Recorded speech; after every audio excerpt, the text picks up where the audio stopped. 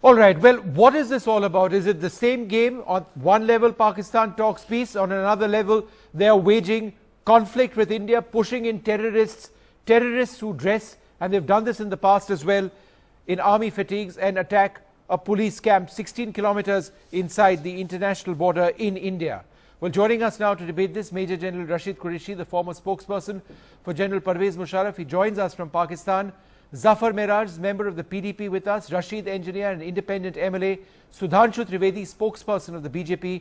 Lieutenant General retired V.G. Patankar, a former corps commander of the Indian Army. And Jaiveer Shergill, spokesperson of the Congress. I'd like to thank all of you for joining us. Let me come to you first, Zafar Miraj. You have been speaking, the PDP has been speaking about changing the Armed Forces Special Powers Act. You believe that the army needs to disengage from a lot of areas across Jammu and Kashmir, and then something like this happens. And then when something like this happens, where does your theory, where does your belief that AFSPA needs to be scaled down, where does it stand? Vishnu, we, even today after this incident, we firmly believe in our opinion, in our demand, in our conviction that AFSA should be removed from the safer areas where peace has come during the last 4 or 5 years and which are now peaceful. I mean, I'll just ask you one thing. If AFSA would not have been there, yes, do the army people, the CRPF people, or policemen wouldn't they have fought these terrorists, wouldn't they have fought these militants? The AFSA unfortunately has become a politically prestige point. Okay. ASFA is, everybody knows, a draconian law, and so many cases of innocent killings have been taken place in Jammu and Kashmir, especially in Kashmir. For example, in Naugaon, where 3 persons, civilians were killed, in Matsel, in Chatti Singhpora, in Patriwal, and other places. So the time has come that we should rise to the occasion. Let me put and that question remove across ASFA from to those the areas BJP, which have been peaceful now. Sudhanshu Trivedi of the BJP. Zafar Miraj makes the point that the Armed Forces Special Powers Act is a prestige point.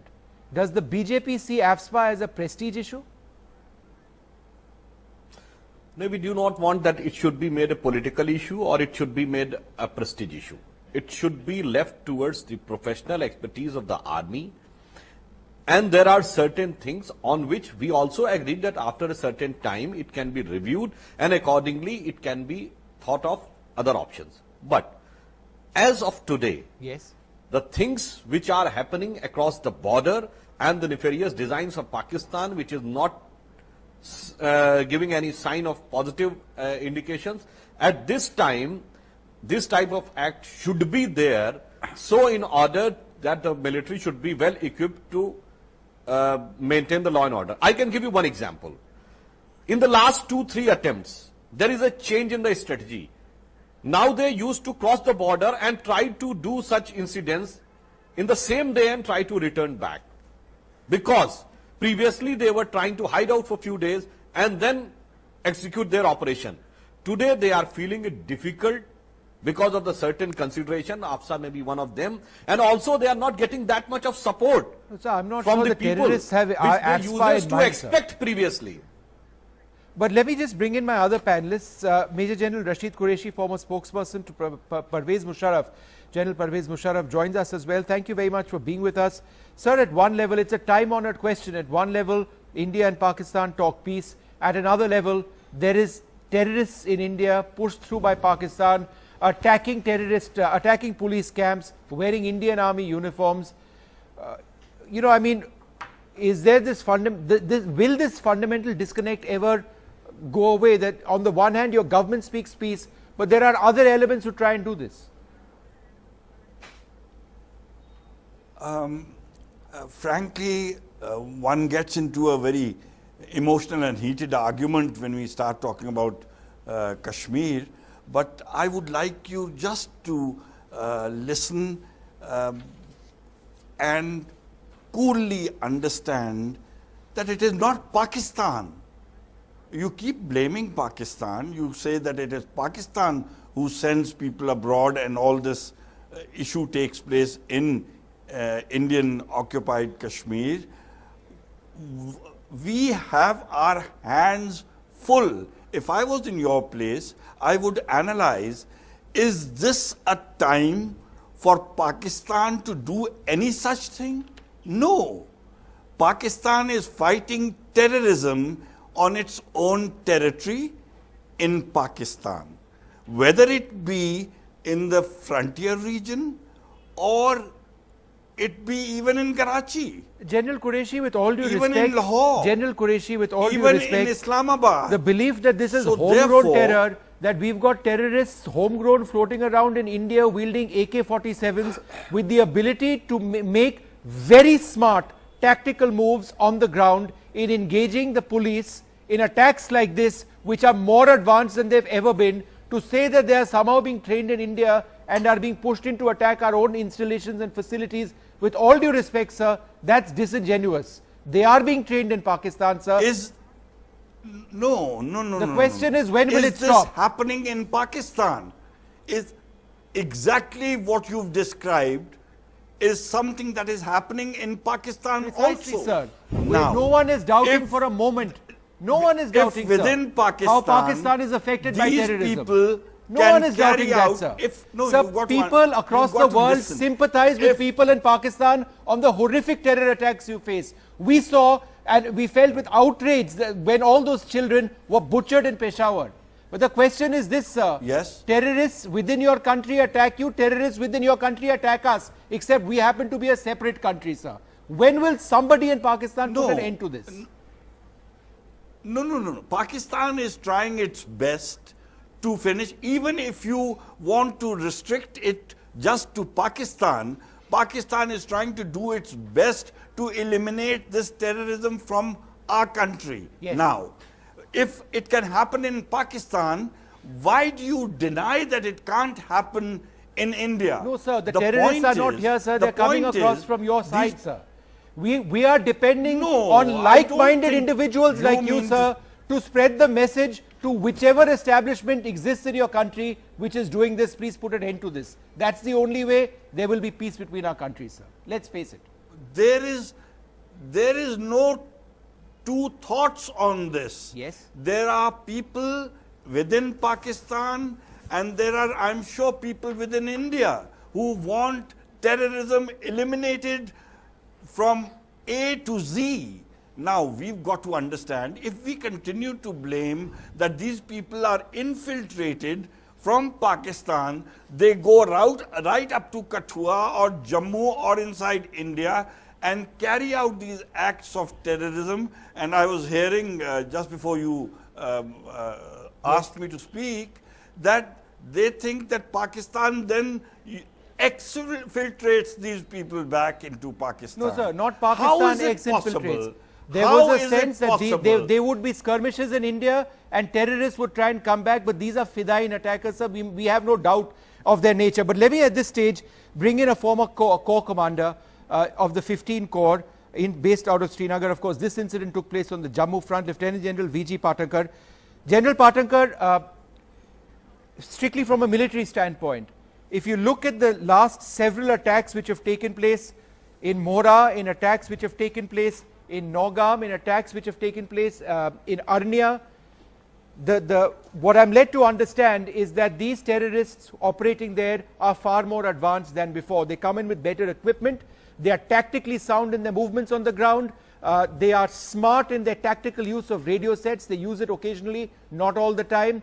They come in with portable rocket launchers. This is not something which was used in the past. And excellent military clothing when they are operating in high altitudes. Isn't it disingenuous to believe that all of this is being provided to terrorists within India? It is inconceivable. What kind of threat does this new terrorist represent for India? Yeah, actually, Vishnu, let's get a few facts right. There is no doubt, neither in my mind nor in the minds of most thinking people in this country, that the terrorists are coming across either the line of control or the international border, and they are the ones who are the perpetrators. The local support, if at all there are any sleeper cells, they do get some support from them. As we saw in the case of the Mumbai attack, there were some local agency that must have given them some kind of support. But let's not digress. Coming to the kind of weapon systems and the kind of training and equipment that they receive, there is just no doubt that over the years, the kind of equipment that they've been equipped with or given is absolutely sophisticated. Sometimes even the communication equipment is state of the art.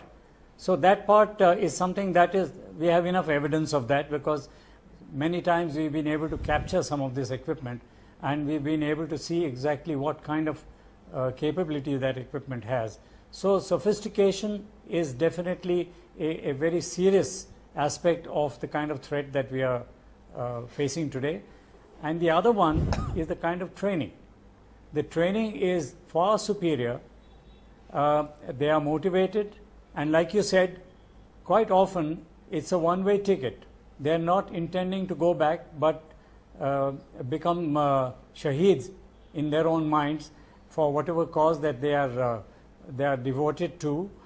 So that is the kind of threat. So over the years, the threat has certainly been going up and up. That there is no doubt in my mind about that. Okay, Jaiveer, Shergill, when the UPA was in power, the Congress party was cautious in the way in which they engaged Pakistan, but there was a broader sense that sooner than later Pakistan would need to be engaged. For a very long time, this government felt that because of cross-border shelling, again on this Jammu front, mortar shelling, heavy machine gun fire, India shouldn't engage Pakistan. But then a decision was taken by the Prime Minister. There were Foreign Secretary level talks which finally took place. Do you believe that India was premature in going ahead with those talks, given this environment? Vishnu, I just want to make 2 points, and especially keeping in light today's incident. This is reflective of 2 things and what our approach should be towards Pakistan. First, it again wants a crude reminder about our challenges with Pakistan, their hide-and-seek musical non-committal approach. Let's not forget 3rd March, Mr. Jaishankar was given some hollow promises by Mr. Aizaz Ahmed Chaudhry. Lakhvi was released, and now we have these attacks.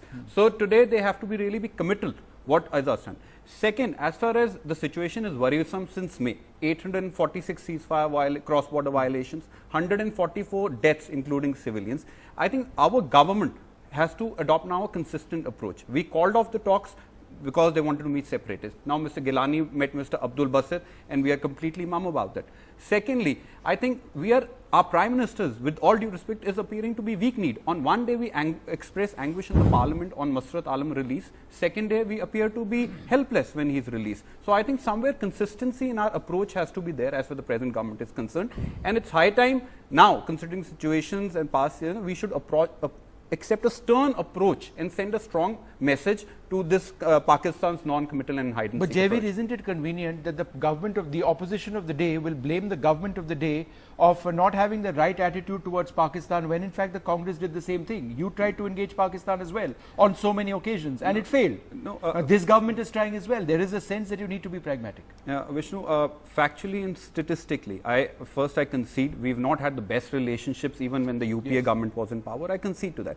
But considering the number of infiltrations, the number of deaths, ceasefire violations, the number drastically went down from 2002 till 2014. That's a documented fact. Today, all we are saying is, see the shift in the stats since the BJP government took over. That speaks volumes. Whatever they need to realign, reapproach, these numbers of violations. The numbers have not necessarily gone up No, in terms of terrorist incidents. They've not gone up. The deaths from May till today, 144 in J&K. Even in Northeast from today, January till March, it's 51. Northeast, not the number of terrorist incidents which have taken place since the BJP took over at the centre has not necessarily gone up. It's a continuing trend. It's not a dramatically It's not a increase. dramatically. If It's anything, not there is no increase. It's- We need to cross-check that. But let me just come back to Sudhanshu Trivedi, spokesperson of the BJP at this stage. The point being is that the Prime Minister finds himself at odds at all levels. On the one hand, there is the entire issue of Masrat Alam, and the PDP has different views, and you have to carry on with the PDP. On the other hand, you feel the need to engage Pakistan. The Prime Minister has repeatedly stated it's a pragmatic decision. But everywhere, whether it is in the state where you have problems with the PDP on issues like AFSPA, or where it is Pakistan where they seem to be speaking in different voices, the Prime Minister seems to be losing out. Are we losing our edge in this engagement with Pakistan?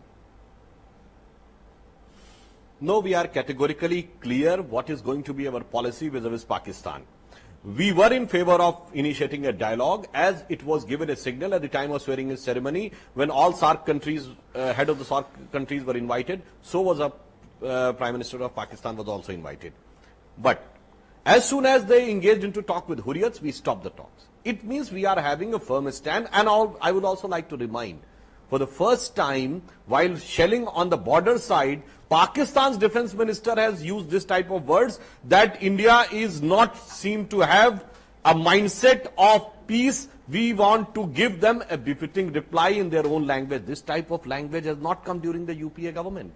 Second thing, I would like to tell to my friend Mr. Jaiveer that when UPA government was there, in Havana you said that Pakistan itself is a victim of terror in 2007. Then in Sharm el-Sheikh you said that our peace talks will be unaffected despite the any terrorist incidents. So it means you were giving such a leverage. So obviously there is likely to be less incidents. And one more thing, when you were there in power, the NATO forces were there in Afghanistan.